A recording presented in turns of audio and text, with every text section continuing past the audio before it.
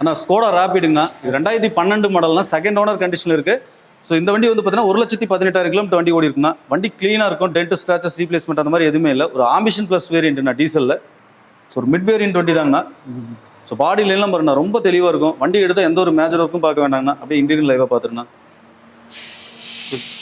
இந்த வண்டியோட ஃபீச்சர்ஸ் பார்த்தீங்கன்னா பவர் விண்டோ வந்துடும், பவர் ஸ்டேரிங் வந்துடும், ஏசி வந்துடும், கம்பெனி இன்பில்ட் ஆடியோ சிஸ்டம் வந்துடும்ண்ணா.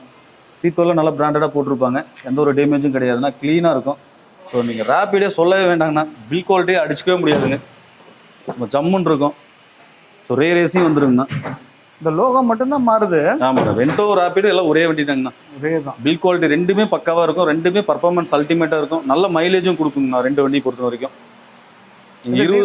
இதுவும் டீசல் தாங்கண்ணா. ஓகே, ஒரு 20 22 வரையுமே கிளைம் பண்ணலாம்ண்ணா மைலேஜ் மட்டும்.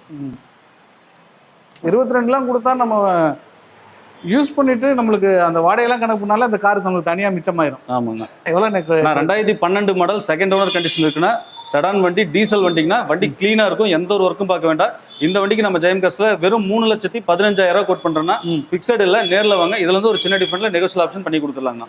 சரிண்ணே, இந்த லோ பட்ஜெட்ல வாங்குறோம்னு வச்சுங்க, லோ பட்ஜெட் குவாலிட்டி எப்படின்னு இருக்கு? ஆனால் வண்டி பர்ஃபார்மன்ஸ் நீங்கள் ஓட்டி பார்த்துட்டு 1-2 மெக்கானிக் வச்சு நீங்கள் செக் பண்ணிட்டே வண்டி எடுங்கண்ணா. வண்டி அல்டிமேட்டாக இருக்கும், பர்ஃபார்மன்ஸ் சரி, அண்டர் பார்ட்ஸ், சஸ்பென்ஷன், கிளட்சி, ஏசி, டயர் பாயிண்ட் எல்லாமே பர்ஃபெக்டாக இருக்கும். பாடியில்